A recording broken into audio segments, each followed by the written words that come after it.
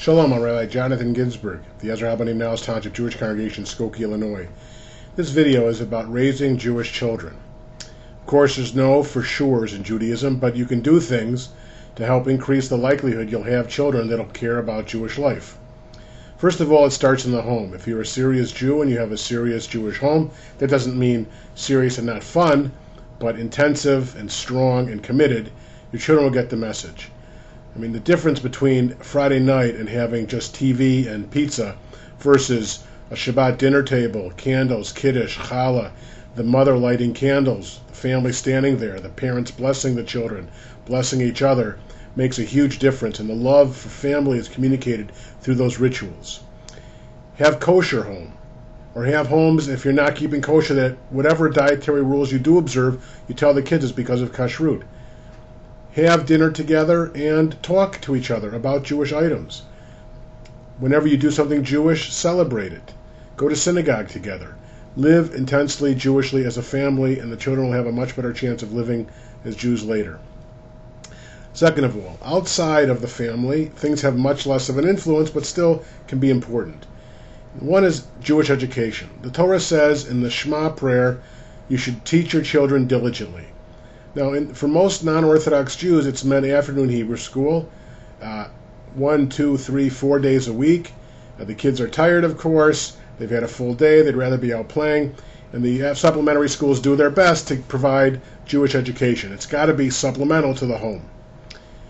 Even better, if possible, if there's a day school near you and you can afford it, and there's generous scholarship help available, though it's still an expensive proposition, but a wonderful idea, is Jewish parochial school.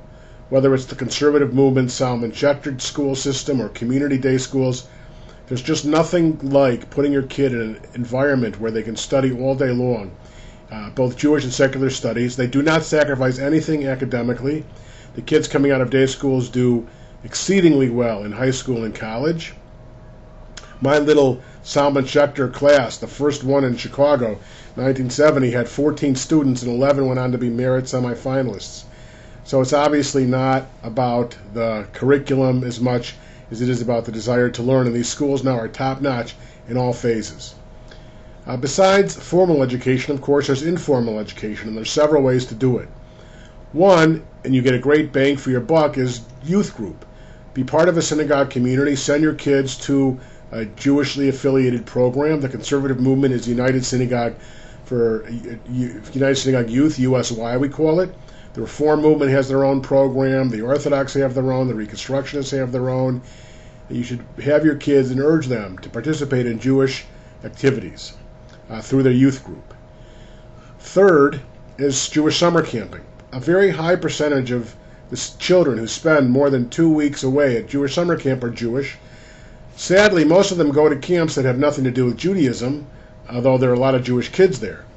But there are many Jewish educational camps that are wonderful. I spent many summers at Camp Ramon, Wisconsin. There are many Camp Ramons around the country. They do have services every day. They have a lot of Hebrew. They have classes. But the kids still have an amazingly wonderful time. They have top-notch sports facilities and arts and crafts and boating and everything else. It's just an amazing experience meeting people from all over, committed families. The Reform movement has a camp. I spent 2 summers at Olin Sang in Wisconsin. The Reconstructionists have opened up a new overnight camp in the East. The Orthodox have camps. The Labor Zionist groups have camps. There's many Jewish camping opportunities. The JCCs have camps. Urge your child to go to Jewish summer camps. Send them. Make it possible. And, of course, trips to Israel. It's amazing now, but there are free trips called Birthright for 18 to 26-year-old Jewish kids, made possible by the generous support of Jewish philanthropists in the state of Israel and the Federation system. A 10-day trip that's transformative. Better yet, there are other programs that are even longer, affiliated with various movements. My son spent on a 4-month Ramah program in Israel. I have other relatives that spent 6 months or a year there. Urge your child to spend a year in college there. The Orthodox have been very successful in making it just a basic rite of passage for their children to spend at least a year in Israel. And I spent a year of rabbinical school. I hope my kids will spend time in Israel. And, of course, those are all, and there have been many studies which show that if you start visiting Israel earlier, you'll be visiting Israel more later, and it's demonstrated to correlate to commitment on all across the board levels of Jewish life. So those are some of the basic ideas. Of course, the most important part again is the home. The more intensely, richly Jewish home life you have, without being too hard-handed about it. Make it fun and interesting and loving and warm.